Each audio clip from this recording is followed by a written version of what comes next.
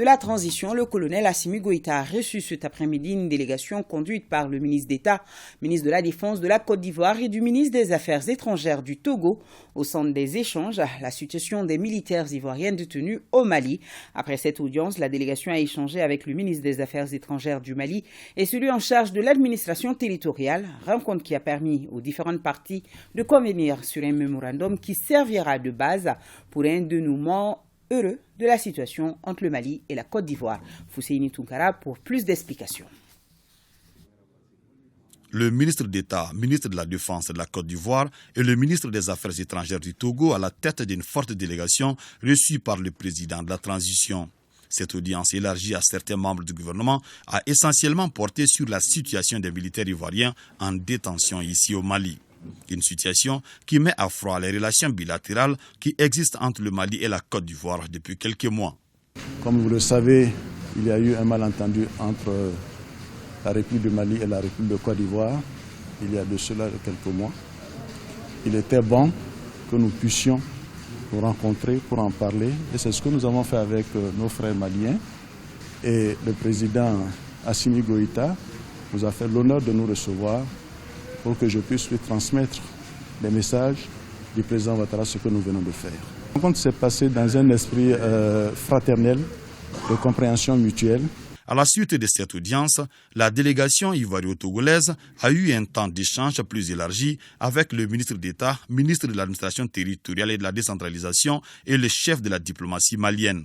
Ce cadre a permis aux différentes parties d'élaborer un mémorandum, lequel document servira d'appui pour avoir un dénouement heureux de la situation qui prévaut entre le Mali et la Côte d'Ivoire.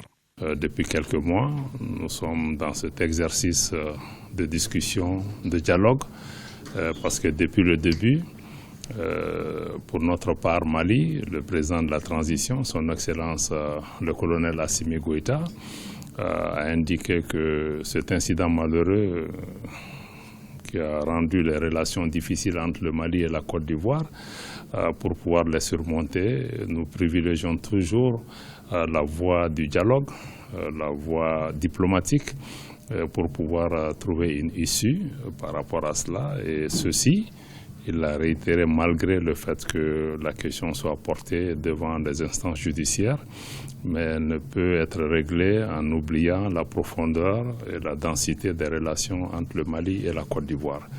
Dans ce cadre-là, nous avons eu déjà quelques échanges. Aujourd'hui, nous nous réjouissons de recevoir cette importante délégation de la République de Côte d'Ivoire, que nous avons reçue aussi avec le représentant du médiateur dans un état d'esprit très fraternel.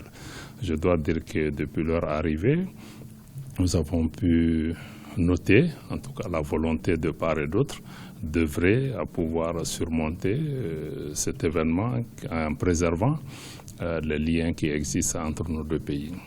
Et l'acte que nous venons de poser ce jour est un acte majeur. Il va au-delà de ce malentendu. Nous avons pensé qu'il fallait privilégier, il fallait renforcer les liens de bon voisinage, de fraternité et d'amitié entre le Mali et la Côte d'Ivoire. C'est cela surtout qu'il faut retenir dans un premier temps.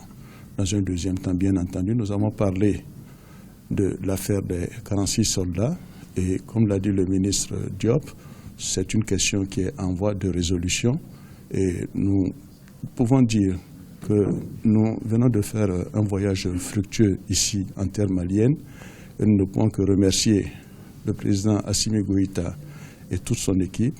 Le ministre des Affaires étrangères du Togo, pays fortement impliqué comme médiateur dans ce dossier Mali-Côte d'Ivoire, se réjouit de ce rapprochement de positions de deux pays frères. Je voudrais surtout remercier leur Excellence le président Assimi Goïta et le président Alassane Ouattara qui ont une volonté commune, celle d'œuvrer pour la paix et la cohésion au niveau de la sous-région.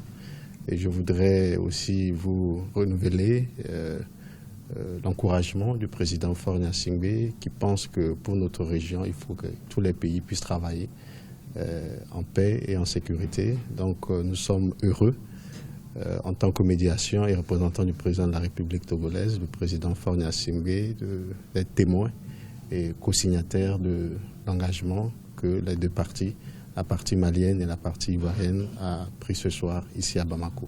Cette rencontre tripartite s'est achevée sur des notes d'espoir dans une bonne ambiance.